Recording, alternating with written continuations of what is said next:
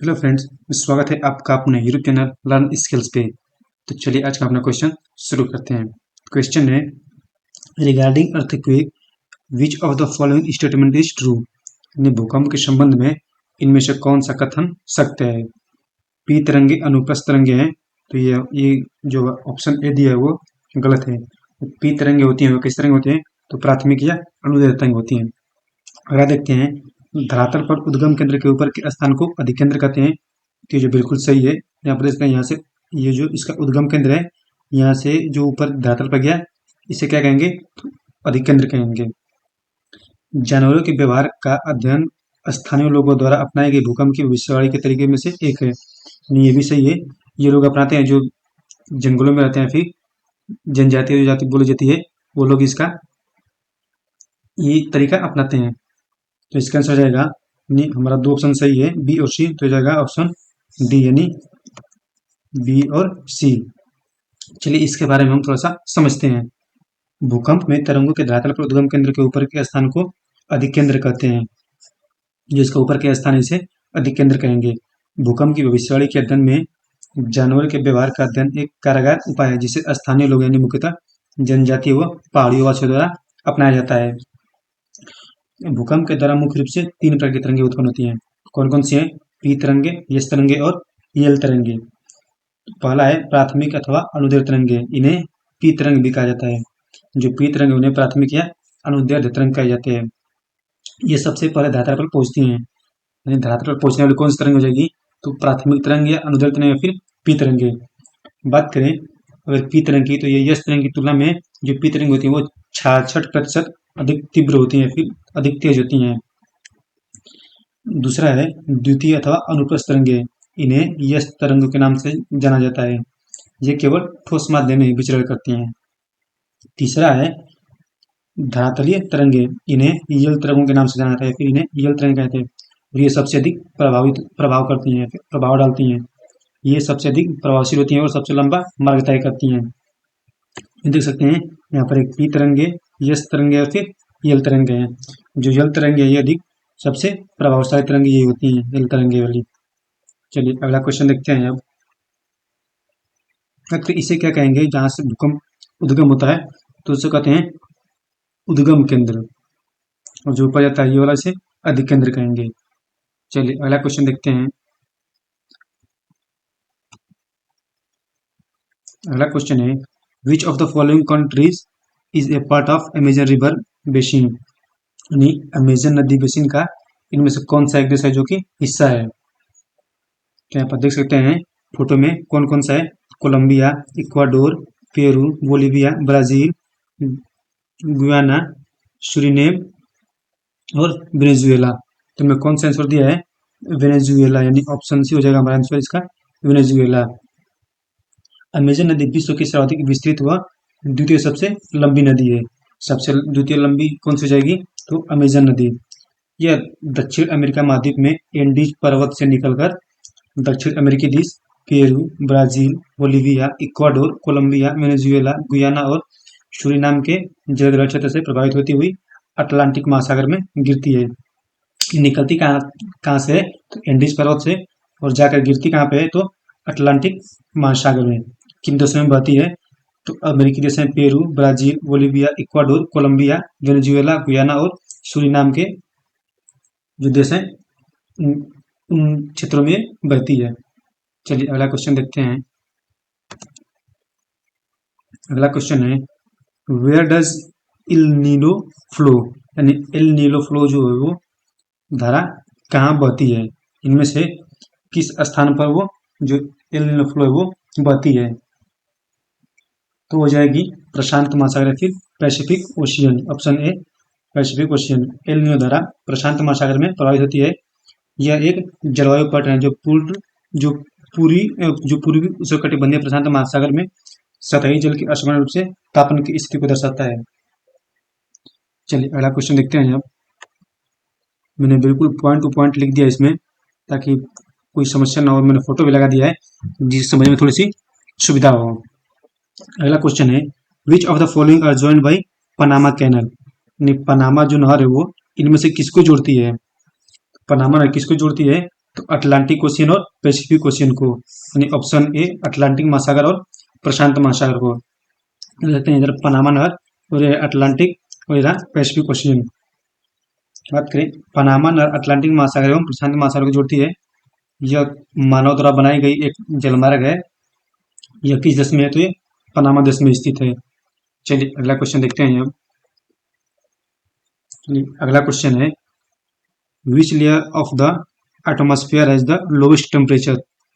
वायुमंडल का कौन सा परत है जिसका तापमान सबसे कम होता है? तो हो जाएगा मेसोस्फीयर या फिर मध्यमंडल, ऑप्शन सी। वायुमंडल में कई गैसों का सांद्रण पाया जाता है, यानी वायुमंडल में कई प्रकार की गैसें मिक्स रहती हैं। यह सांद्रण भिन्न भिन्न ऊंचाई पर अलग अलग होता है। वायुमंडल की सबसे निचली परत यानी क्षोभ मंडल स्थित है। सबसे निचली परत कौन सी हो जाएगी? तो क्षोभ मंडल। यहाँ पर मौसम संबंधी सभी घटनाएं पाई जाती हैं। इसका तापमान लगभग -58 डिग्री के आसपास होता है। अगला है जबकि संताप मंडल क्षोभ मंडल के ऊपर लगभग 10 से 15 किलोमीटर तक फैली होती है। यहाँ का तापमान लगभग 4 डिग्री सेंटीग्रेड होता है। मध्य मंडल की ऊंचाई लगभग 85 किलोमीटर तक फैली होती है। जो मध्य मंडल है उसकी ऊंचाई लगभग 85 किलोमीटर। इस परत में सबसे कम तापमान पाया जाता है। यहाँ का तापमान लगभग 90 डिग्री सेल्सियस तक होता है। इसके बाद वायुमंडल या आयन मंडल तथा बरिमंडल पाया जाता है। चलिए अगला क्वेश्चन देखते हैं। अब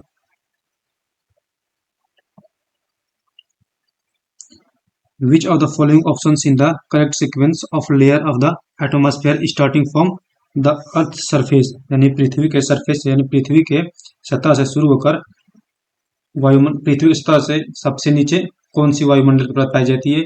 उसके बाद यानी वायुमंडल की कौन कौन सी परतें पाई जाती हैं पृथ्वी की सतह से? कौन कौन सी है? क्षोभ मंडल पहले पाया जाएगा, क्षोभ मंडल, फिर समताप, फिर मध्य आयन और फिर वायुमंडल या फिर वायुमंडल। आयन मंडल को जो आयन मंडल है उसे हम तापमंडल के नाम से भी जानते हैं।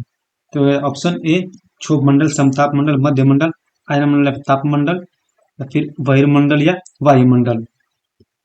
यहाँ पर आप देख सकते हैं क्षोभ मंडल 0 से यानी यह पृथ्वी से 12 किलोमीटर की ऊंचाई तक होता है। इसके बाद आता है समताप मंडल जो 12 से 50 किलोमीटर की ऊंचाई तक होता है, जिसमें एरोप्लेन जहाज वगैरह चलती हैं। उसके बाद आता है 50 से 80 किलोमीटर का मध्य मंडल और उसके बाद आता है 80 से 700 किलोमीटर का तापमंडल या फिर आयन मंडल और उसके लास्ट में आता है वायुमंडल जो 700 से 1,90,000 किलोमीटर तक होता है। चलिए इसके बाद थोड़ा सा हम और जानते हैं। पृथ्वी के वायुमंडल का पृथ्वी की सतह से ऊपर की ओर क्रमशः क्षोभ मंडल ट्रोपोस्फेयर, समताप मंडल स्ट्रेटोस्फेयर, मध्य मंडल मेसोस्फेयर, ताप मंडल आयन मंडल लोनोस्फेयर, वायुमंडल एक्सोस्फेयर। ये हमारे वायुमंडल में नाइट्रोजन गैस सर्वाधिक मात्रा में पाई जाती है।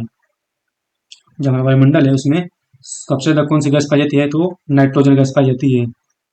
इसके बाद घटक क्रम में ऑक्सीजन जो लगभग 21%, नाइट्रोजन 78% के आसपास पाया जाता है। आर्गन, कार्बन डाइऑक्साइड, नियान, हीलियम और ओजोन गैसें जो है वो पाई जाती हैं। चलिए अगला क्वेश्चन देखते हैं। अगला क्वेश्चन है which of the following blows from Mediterranean Sea of the north west part of India, यानी कौन सा भूमध्य सागर से भारत के उत्तर पश्चिम भाग की ओर चलता है या फिर चलती है? इनमें से इसका सही आंसर क्या हो जाएगा? तो हो जाएगा वेस्टर्न डिस्टर्बेंस यानी पश्चिमी विक्षोभ। पश्चिमी विक्षोभ भूमध्य सागर से भारत के उत्तर पश्चिम भाग की ओर चलती है। पश्चिमी विक्षोभ को भूमध्य सागर में उत्पन्न होने वाले एक उष्णकटिबंधीय तूफान के रूप में चिन्हित किया जाता है फिर जाना जाता है। जो पश्चिमी विक्षोभ है उसे उष्णकटिबंधीय तूफान के नाम से जाना जाता है। यह एक निम्न दाब का क्षेत्र है तथा उत्तर पश्चिम भारत में अचानक वर्षा, बर्फबारी एवं कोहरे के लिए जिम्मेदार है। इससे क्या होता है?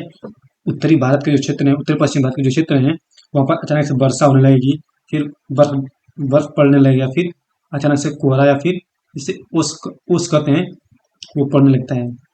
यह विक्षोभ अत्यधिक ऊंचाई पर पूर्व की ओर चलने वाली वेस्टर्ली जेट धाराओं के साथ यात्रा करते हैं। ये जो विक्षोभ है अत्यधिक ऊंचाई पर वेस्टर्ली जेट धाराओं के साथ चलते रहते हैं। चलिए अगला क्वेश्चन देखते हैं हम।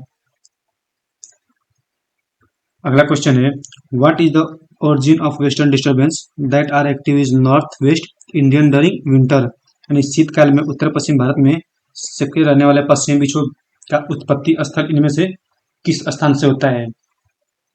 तो हो जाएगा Mediterranean coastal region of western Asia, यानी पश्चिमी एशिया का भूमध्य सागरीय तटीय क्षेत्र। शीतकाल में उत्तर पश्चिम भारत में सक्रिय रहने वाले पश्चिमी विक्षोभ भूमध्य सागरीय क्षेत्र में उत्पन्न होने वाले एक तूफान है। ये क्या है? तो एक तूफान होते हैं जो भारतीय उपमहाद्वीप के उत्तरी पश्चिमी भागों में शीत ऋतु में बारिश लाता है। फिर पश्चिमी विक्षोभ भारतीय उपमहाद्वीप के निचले क्षेत्रों में हल्की से मध्यम वर्षा और पहाड़ी क्षेत्रों में हिमपात लाने में ये सहायक होता है। जो भारतीय महाद्वीप का निचले वाले क्षेत्र है उनमें थोड़ी बहुत वर्षा, और जो पहाड़ी क्षेत्र में वहां पर ये बर्फ इसी की वजह से आता है। चलिए अगला क्वेश्चन देखते हैं। अगला क्वेश्चन है, soil is formed by the process of, यानी मिट्टी का निर्माण किस प्रक्रिया के द्वारा होता है?